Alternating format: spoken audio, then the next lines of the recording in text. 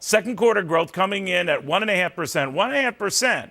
Now, while that is a bit above estimates, it still shows an economy that is clearly cooling down because consumers are already clamping down on spending. They're boosting their savings as well. They're buying fewer things like cars and computers in the process. Market watcher Gary B. Smith says instead of cheering, we should be worrying. What do you make of this, Gary?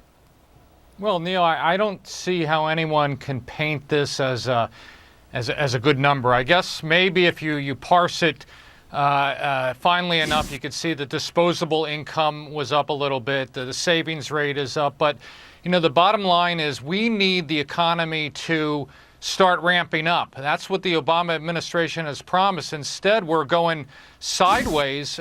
He's been so enamored with Europe. We'll be lucky to equal some of the European countries as far as unemployment. We're already behind Spain, Norway, the Netherlands. It goes on and on, Neil.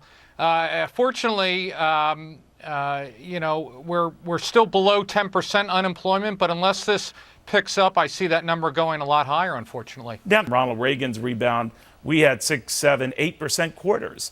Now, I know it's different now. I know there are a lot of differences in general now.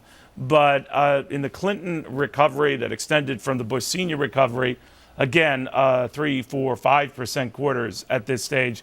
Nothing like that at this stage. Is this what we get used to? And do we celebrate this? The markets, are they actually embracing the new paradigm or whatever you want to call it? Well, Neil, I think it'll all come down to the election in November. I think the tone and tenor is set by who's in office. And the difference between Reagan and even the Clinton economies, certainly the Bush economies, when we were coming out of recessions, was there was optimism there. And I always boil it down when I look at the economy. Am I personally feeling optimistic? I am not. I see my younger daughter unable to get a job out of college for 18 months now.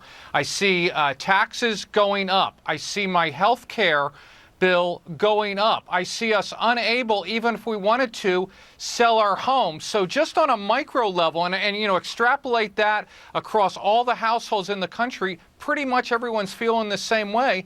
There's a gloom and doom out there. I'm unwilling to spend. I bet you're unwilling to spend because of some of those things. And you magnify that, and 1.5% starts to look, well, I guess that's pretty good. But I don't think anyone's happy about it. I hope that changes with this next election. Really a downer. Not only are we looking at the fourth year in a row of $1 trillion plus deficit, but we hang our hats on the possibility that next year won't be the fifth.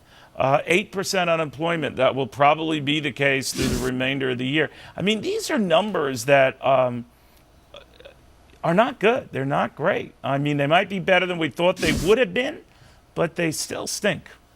Well, exactly. I personally, of course, I'm going to differ from the side of the left. I think the government is getting there and trying to do too much with housing, too much with stimulus, which I think is totally ineffective. They can spin it any way they want. I look at unemployment number, the real unemployment number, which is 12, 13% if you factor in the people that have stopped looking for jobs. And I looked at housing prices. Those are the things that matter the most to people. Housing, at best, has flatlined. Unemployment, I look at my daughter, unable to get a job. A lot of people out there unable to get a job. Unless those things turn, Neil, people are not going to be optimistic.